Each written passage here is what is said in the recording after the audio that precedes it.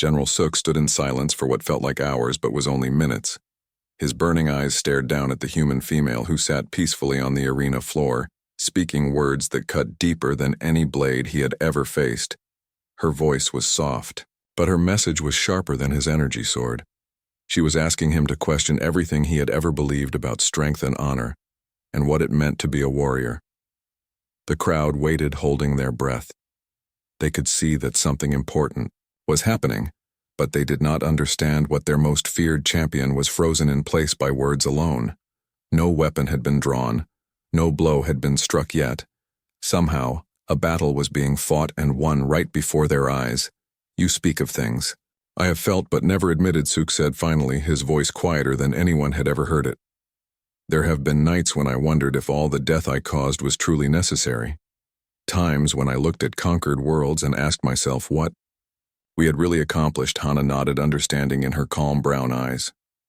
"Every warrior who lives long enough asks those questions," she said. "The ones who never ask them are not truly warriors. They are just killers. The difference is that warriors fight to protect something while killers fight because they know nothing else." The truth of her words hit Suk like a physical blow.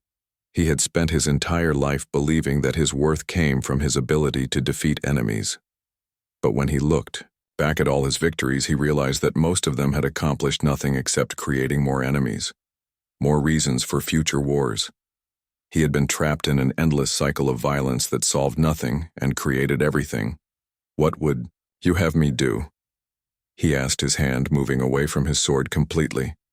"Walk away from everything I have ever known. Abandon the only life I understand." Hana stood up slowly, brushing dust from her simple clothing. She looked around the vast arena, at the thousands of alien faces staring down at them. Then she looked back at Suk with something like sadness in her eyes. "I would have you choose," she said simply, "for the first time in your life. Make a choice based on what you believe is right, not what others expect from you. You have the power to end this cycle, to show them that there is another way." She turned toward the exit gate that would lead her out of the arena. Her metal staff remained on the ground, forgotten. She had no use for weapons anymore. The real battle had been won not through violence but through understanding, through connection, through the simple act of treating her opponents as people rather than enemies. The crowd erupted in confusion and anger. They screamed for blood, demanded combat, called for the human to be forced to fight. Some threw objects down into the arena, while others shouted insults in their alien languages. They had paid to see death and violence, and they felt cheated by what they had witnessed instead. But their champions did not respond to their calls for violence. Voss, the massive warrior, appeared at one of the tunnel exits. He had been watching from the shadows, and now he stepped into the arena light. His enormous frame blocked the path between Hana and the angry crowd. He crossed his arms and stood like a living wall, protecting the human who had shown him mercy. Kira materialized from seemingly empty air, her camouflage dropping completely. She took position beside Voss, her predatory grace, now used to guard rather than hunt.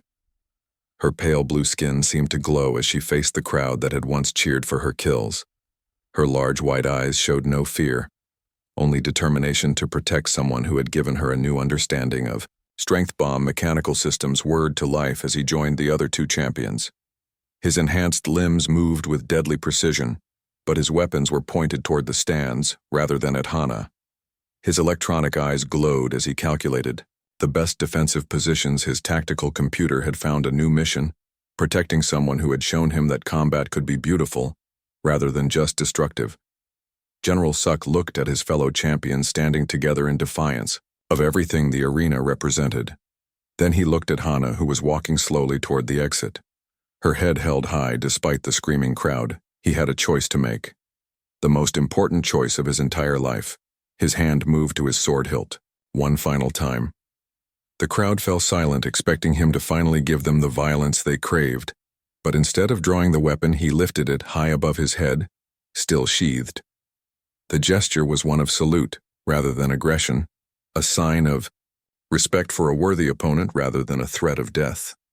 The arena fell completely silent as the meaning of his action became clear.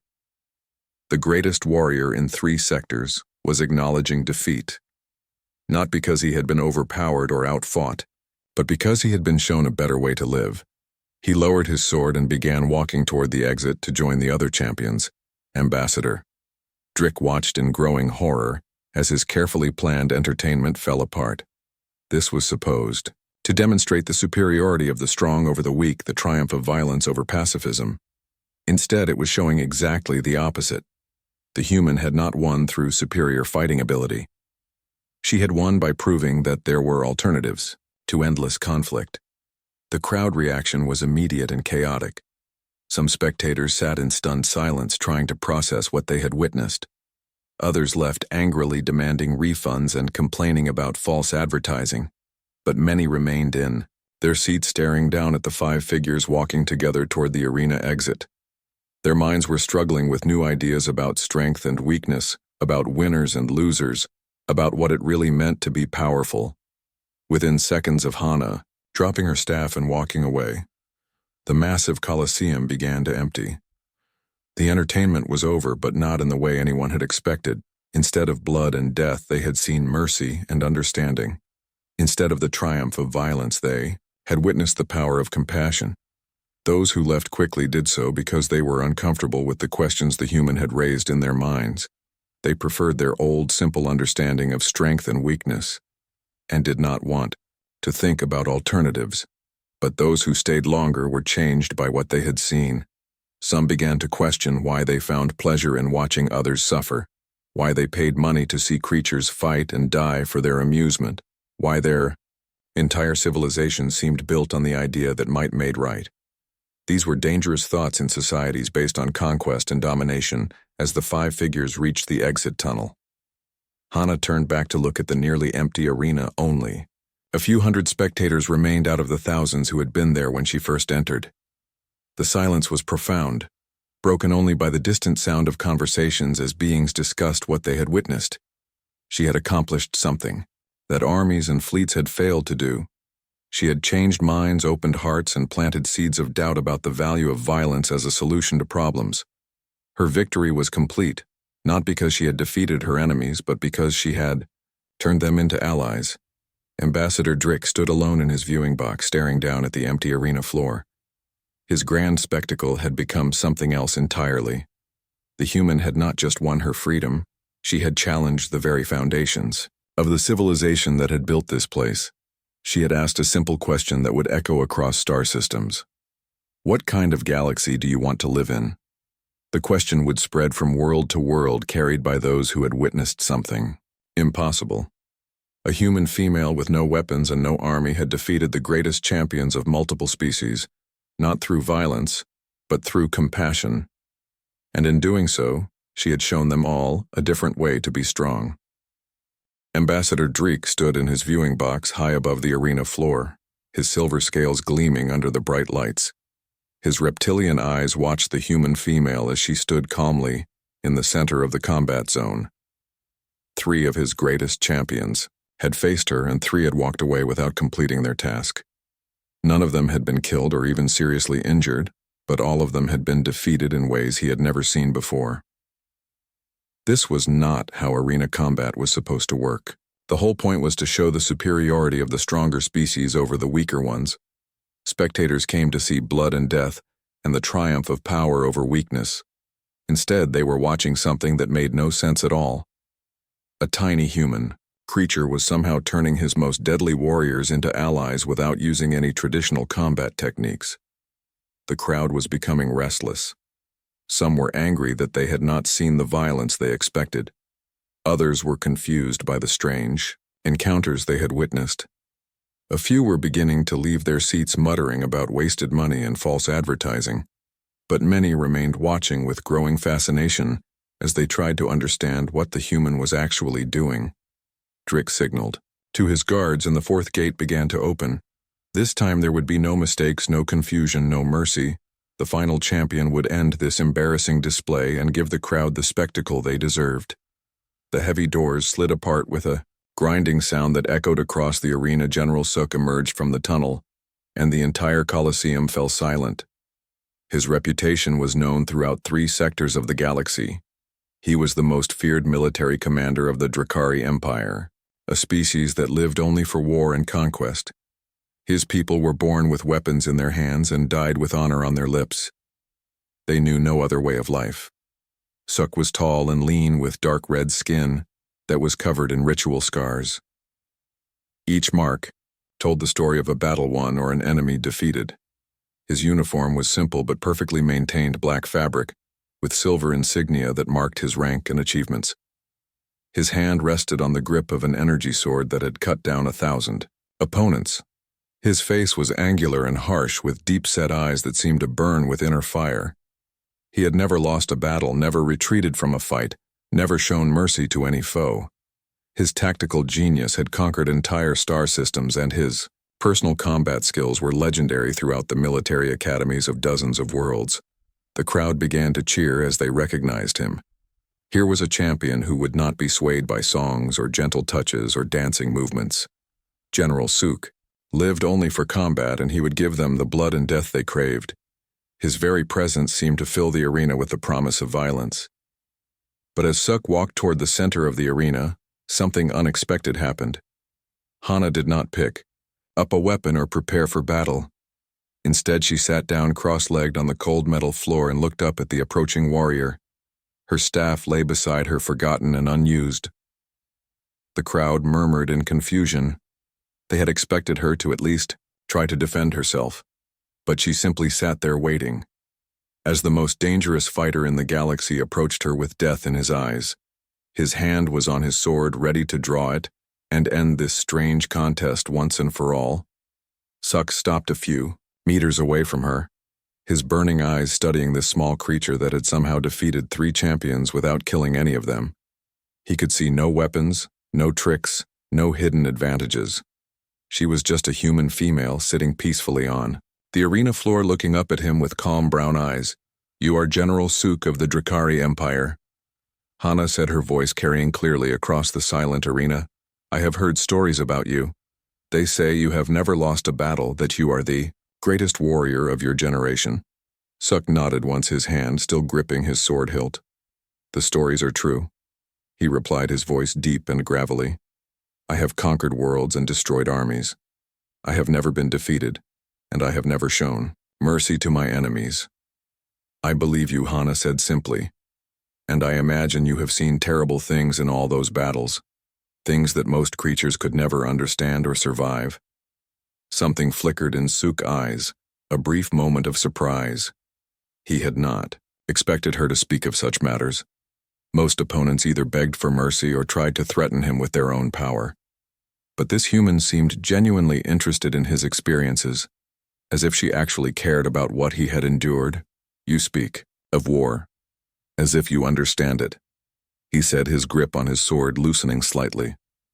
"Most creatures know only peace and comfort. They cannot comprehend what it means to live with constant conflict." Hana nodded sadly. "I come from a world that knows war too well," she said. "My people have fought each other for thousands of years. We have learned to kill in ways that would shock even the Drakari. We understand the cost of violence, the weight that comes with taking life." She began to speak about Earth, about the great wars that had shaped human history, about soldiers who had died far from home, about children who grew up without parents, about cities turned to ash and rubble. Her words painted pictures of suffering and loss that even a warrior like Suk could recognize and understand. But she also spoke of other things, of the moments between battles when enemies would share water or tend each other's wounds, of soldiers who chose mercy when they could have chosen revenge, of peace treaties, signed not because one side was defeated but because both sides were tired of dying. "I have seen warriors weep for their fallen enemies," she said. "Warriors who understood that their opponent was someone child, someone father, someone who would be mourned just as deeply as their own fallen comrades." Suk found himself listening, despite his training, despite everything he had been taught about showing no weakness to an opponent. This human was speaking of things he had felt, but never dared to voice. The loneliness of command, The weight of sending others to die, the hollow feeling that came after victory when you realized how much had been lost to achieve it. The arena remained completely silent as Hana continued to speak. She talked about choices, about the possibility of being something more than what others expected, about the courage it took to lay down weapons when everyone expected you to pick them up, about the strength required to build rather than destroy. "You have won 1,000 battles," she said, looking directly into his burning eyes. "But what have you built with all those victories? What legacy will you leave behind, besides a trail of conquered worlds and defeated enemies?" For the first time in his long military career, General Zok hesitated. His hand fell away from his sword hilt as he considered her words.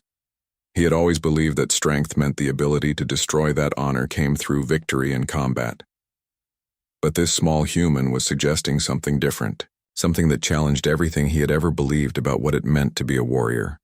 The crowd watched in growing amazement as their most feared champion stood motionless before an unarmed opponent. They had expected swift death instead. They were witnessing what looked almost like a conversation between old friends.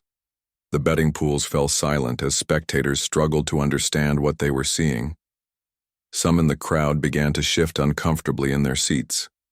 The human words were reaching them too, making them question why they found entertainment in watching others suffer, why they cheered for death and pain instead of for mercy and understanding. A few more spectators quietly left their seats, no longer interested in seeing blood spilled for their amusement. General Suk stared down at the sitting human, his mind racing with thoughts he had never allowed himself to consider. What kind of warrior was she that could defeat opponents without fighting them? What kind of strength did it take to show mercy when everyone expected violence? Understanding the pattern stood frozen alight. The human song continued to fill the space with its gentle melody, and the assassin felt something she had never experienced before. Confusion, not about her target or her mission, but about herself. Deep inside her predatory mind, ancient instincts were awakening, instincts that had nothing to do with hunting or killing. The song reminded her of sounds from her homeworld, sounds that young ones made when they were afraid or hurt. Her people were solitary, hunters who raised their offspring alone, but even the most deadly predator had to care for their young until they could survive on their own. The melody triggered those protective instincts, the ones that said comfort, the frightened one, help the small one, keep the young one safe. Hana took a slow step toward the confused assassin, still singing softly. Her voice never wavered, never showed fear, even though she knew Kira could kill her in a dozen different ways. The crowd watched in absolute silence. They had never seen anything like this before. A prey animal approaching a predator while making soothing sounds.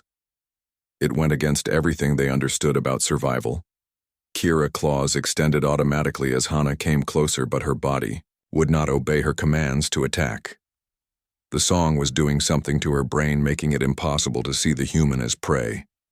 Instead, her mind kept saying protect, help, comfort, as if the small singing creature needed her care rather than her violence. When Hana was close enough to touch her, Kira camouflage failed completely. She became fully visible, her pale blue skin seeming to glow under the arena lights. Her large white eyes stared at the human with wonder and confusion. She had been trained since birth to kill anything that came near her, but now she wanted to do the opposite. Hana reached out slowly and gently touched Kira's arm. The assassin jerked back at first contact but did not attack. The human touch was warm and soft, nothing like the cold grip of death she had expected. Instead, it felt like comfort, like safety, like the touch of someone who cared whether she lived or died. For the first time in her entire life, Kira felt something other than the urge to hunt and kill. She felt protected. She felt valued not for her ability to bring death but simply for existing. The feeling was so strange and overwhelming that she took several steps backward, her breathing becoming rapid and shallow. "I am not going to hurt you," Hana said, continuing to sing between words. "You are beautiful and strong, and you do not have to fight me if you do not want to." The crowd began to murmur in confusion. They had come to see combat, to see blood and death and victory through violence instead. They were watching something that looked almost like a friendship forming between natural enemies. The betting pools were in chaos as spectators tried to figure out what was happening. Kira looked around the arena, seeing it with new eyes. She had always thought of such places as hunting grounds where the strong proved their worth by destroying the weak. But now she wondered why creatures gathered to watch others suffer. Why they cheered for pain and death instead of for kindness and mercy. The assassin bowed deeply to Hana, a gesture of respect that shocked everyone watching. She had acknowledged the human as worthy, not as prey to be killed, but as someone deserving of honor. Then, without another word, she turned and walked toward the exit gate. Her part in this strange contest was over. Ambassador Drick's voice boomed across the arena, but for the first time it carried a note of uncertainty. "This is most irregular," he announced. "The second champion has withdrawn from combat. This has never happened before in the history of our games." The crowd was becoming restless.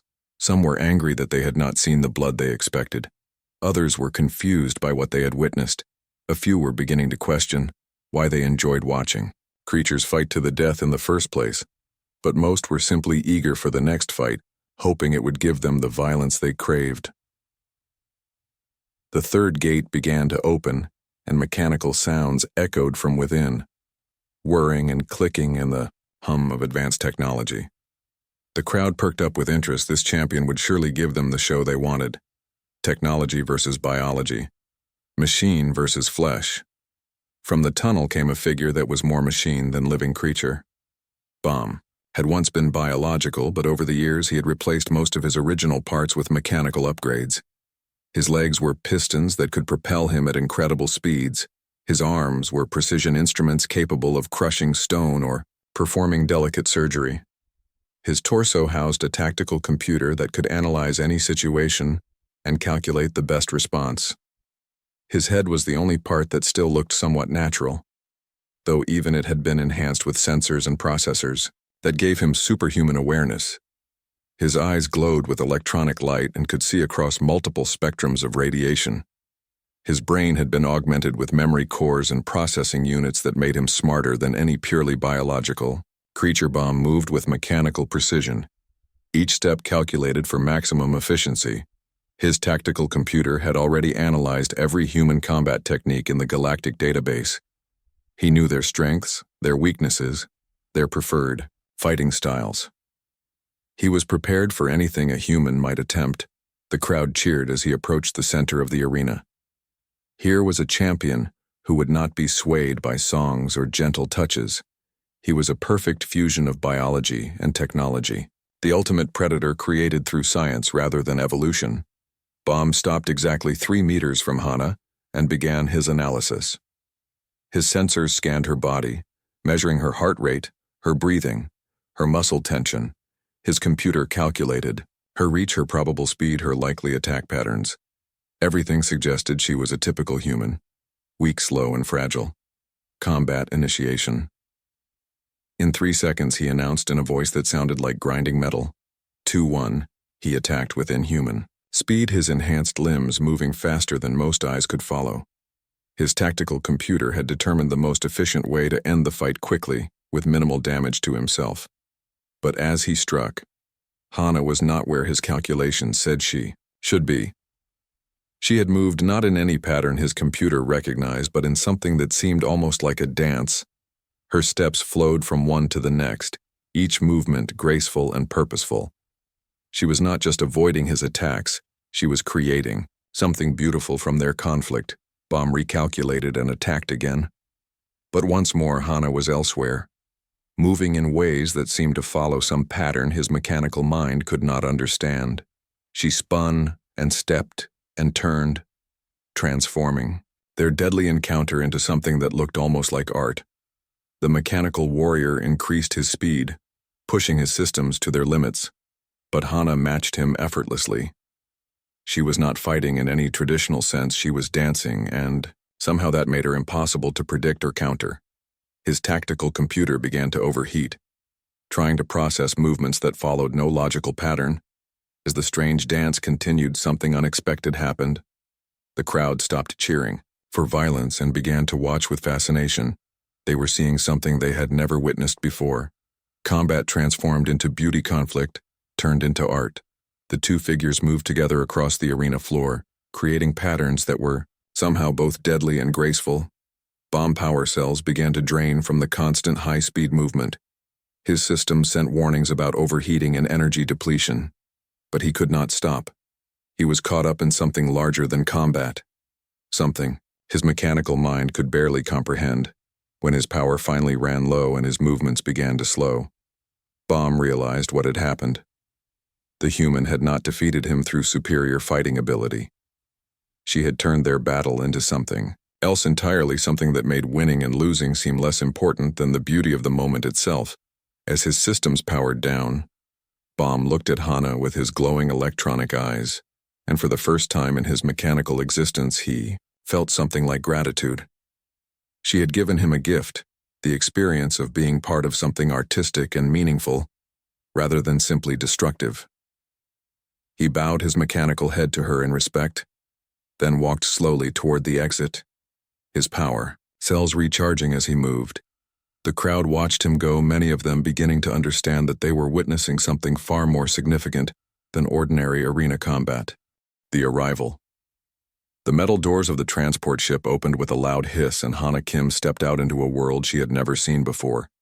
The air smelled different here, sharp and cold like breathing metal dust. Her bare feet touched the smooth floor, and she felt the vibrations from thousands of voices above her. The sound was so loud it made her chest shake. She looked up and saw them, the aliens. They filled every seat in the massive arena that stretched high above her head. There were creatures with too many eyes and others with skin that looked like rocks. Some had wings folded against their backs and others had tentacles that moved like they were underwater. All of them were staring down at her and making noises that sounded like hungry animals. The arena floor was huge. Much bigger than any sports field back on Earth. It was made of black metal that reflected the bright lights hanging from the ceiling. Scattered across the ground were weapons of all kinds. Energy swords that glowed blue and red, rifles that hummed with power, hammers so big she could barely lift them, spears with points that sparked with electricity. Hana walked slowly toward the center of the arena. Her legs felt weak, but she forced herself to keep moving. She had made a deal.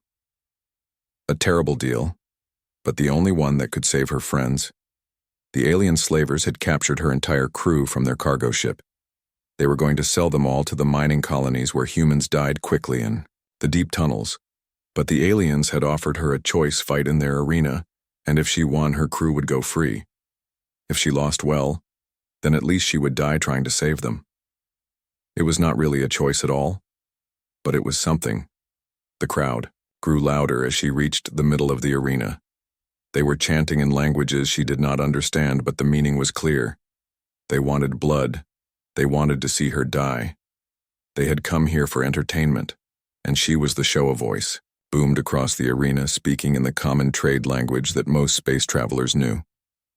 It was Ambassador Drick, the creature who had made the deal with her.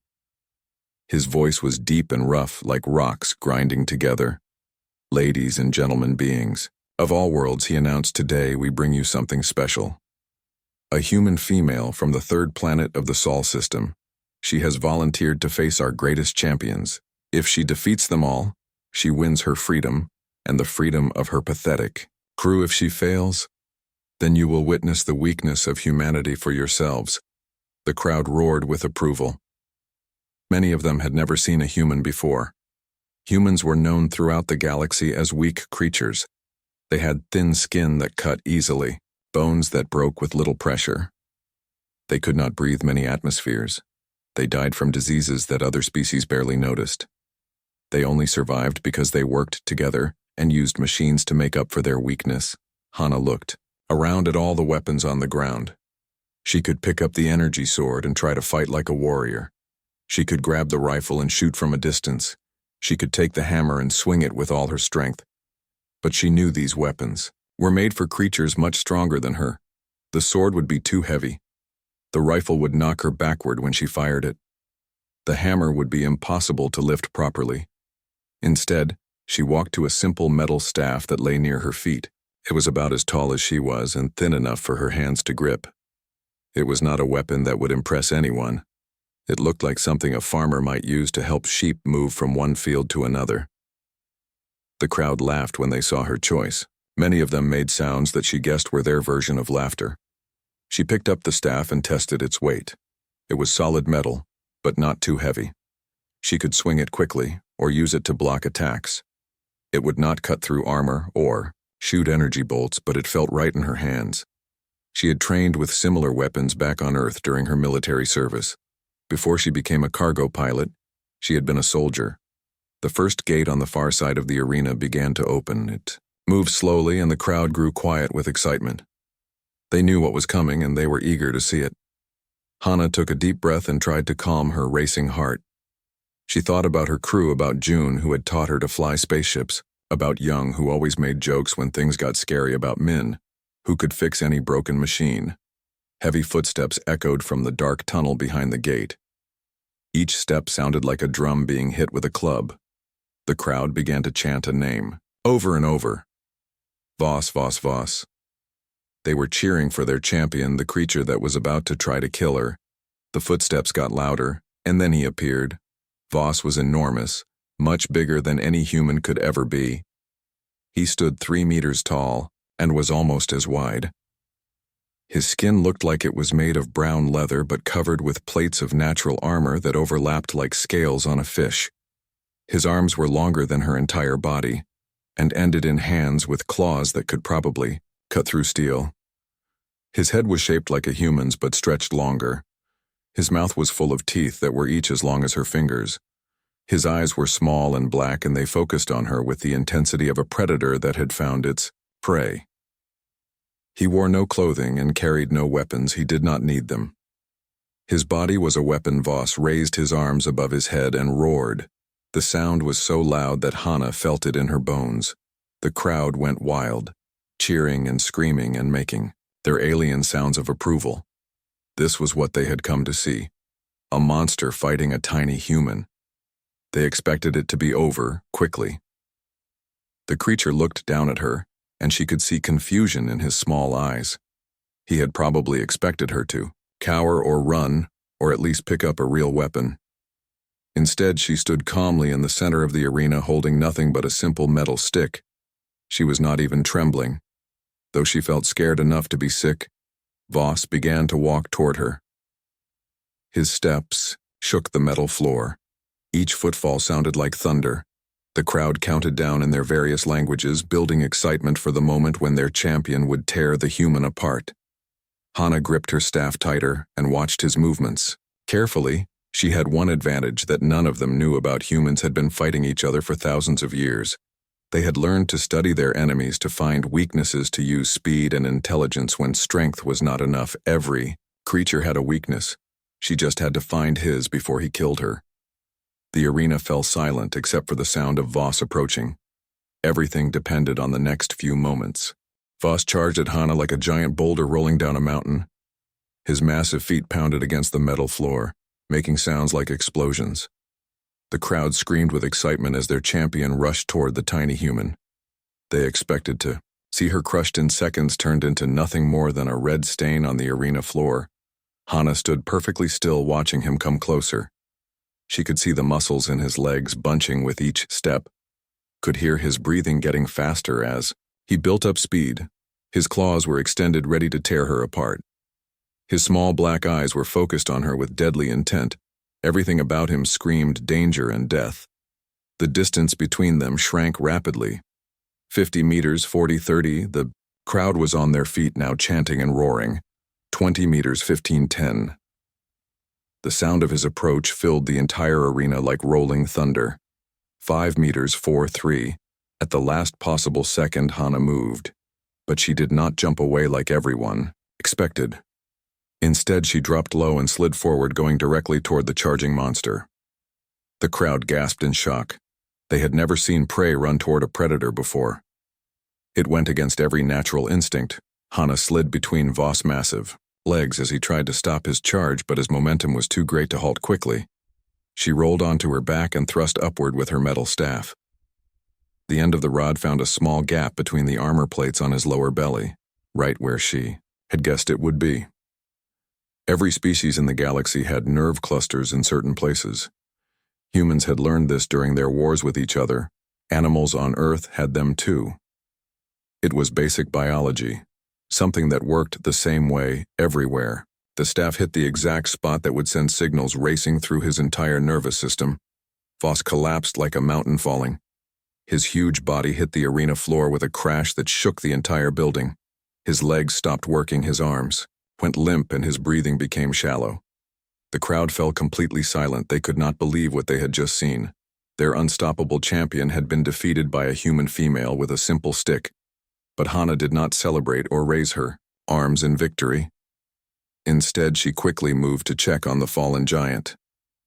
She knelt beside his massive head and looked into his confused eyes. She could see that he was still alive, still breathing, but unable to move his body. The paralysis would wear off in a few minutes. She knew it was temporary, not permanent. She had not wanted to kill him, only to stop his attack. She reached out and gently touched his forehead, speaking to him in soft words. "You are going to be okay," she said, even though she was not sure he could understand her language. "The feeling will come back soon. Just rest for now." Voss' eyes widened in surprise. No opponent had ever shown him kindness before. In his culture, showing mercy to an enemy was seen as weakness, something that got you killed. But this small human creature was trying to comfort him, even though he had just tried to tear her apart. Slowly, feeling began to return to his limbs, first as tingling, then as normal sensation. Hana helped him sit up, supporting some of his enormous weight, even though he was 10 times heavier than her. She stayed with him until he could stand on his own, making sure he was not seriously hurt. The crowd watched this display of mercy with growing confusion. In their societies, the strong dominated the weak without question. Winners took everything and losers got nothing. Kindness was for families and close allies, not for enemies in combat. But here was this human showing care for someone who had just tried to kill her. Voss stood slowly, testing his legs to make sure they worked properly. He looked down at Hana with something like wonder in his small eyes. He had expected her to gloat over his defeat, or at least to prepare for the next champion. Instead, she had helped him recover, had shown him compassion when she could have left him helpless on the ground. He bowed his massive head to her in a gesture of respect, then walked toward the exit gate. The crowd was still silent, unsure how to react. Their champion had lost, but he was alive, and apparently grateful to his opponent. This was not how arena combat was supposed to work. The second gate began to open, and the crowd stirred with new excitement. Perhaps this next fight would give them the blood and death. They had come to see the announcer. Ambassador Dreek spoke again, but his voice sounded less confident than before. "The second champion is Kira of the Ice Worlds," he declared. "She is a master hunter who has never failed to bring down her prey. Her people are the finest assassins in 3 sectors. She moves like shadow and strikes like lightning." From the dark tunnel came a figure that was hard to see clearly. It seemed to shift and change as it moved, sometimes looking solid and sometimes appearing almost transparent. The crowd leaned forward, trying to get a better look at this new champion. Kira stepped into the light, and Hana could see her properly for the first time. She was tall and thin, with pale blue skin that seemed to shimmer like ice. Her movements were fluid and graceful, like water flowing over rocks. Her eyes were large and completely white with no visible pupils. Her fingers ended in retractable claws that were sharper than surgical blades. She wore tight-fitting clothing that seemed to change color to match whatever was behind her. It was natural camouflage that made her nearly invisible when she held still. She carried no weapons because she did not need them. Her entire body was designed for killing, silently and efficiently. The crowd began to chant her name, but more quietly than they had for Voss. They knew that Kira preferred stealth to open combat. She would not charge across the arena like the previous champion. Instead, she would circle and study and wait for the perfect moment to strike. Kira began to move around the edge of the arena, her camouflage making her difficult to track. She would appear in one spot, then seem to vanish only to reappear somewhere else entirely. Hana turned slowly, trying to keep track of but it was like trying to follow smoke. The assassin was patient. She had all the time in the world to study this strange human who had defeated Voss without killing him. Kira had watched the previous fight and had seen something that confused her. The human had shown mercy to her opponent, had helped him recover from his defeat. This behavior made no sense to a predator. As Kira continued to circle, she began to feel something strange. The human was not acting like prey. She was not running, or cowering, or begging for mercy. Instead, she stood calmly in the center of the arena, turning slowly to track Kira movements. And then the human did something completely unexpected. Hana began to sing. Her voice was soft and gentle, echoing across the silent arena. The melody was simple and sweet, like a lullaby that might be sung to a child. The notes seemed to fill every corner of the huge space, wrapping around the listeners like a warm blanket. The song had an immediate effect on Kira. Her predatory instincts suddenly warred with something deeper, something buried in the most ancient parts of her mind. The melody triggered memories that were not her own but belonged to her species, sounds that meant safety and comfort and protection. For the first time in her life, the master assassin hesitated. Her camouflage flickered as her concentration broke. She had been bred and trained to kill. But this sound, this human song, was awakening instincts she had never known she possessed. The hunt, suddenly, seemed less important than understanding what she was feeling.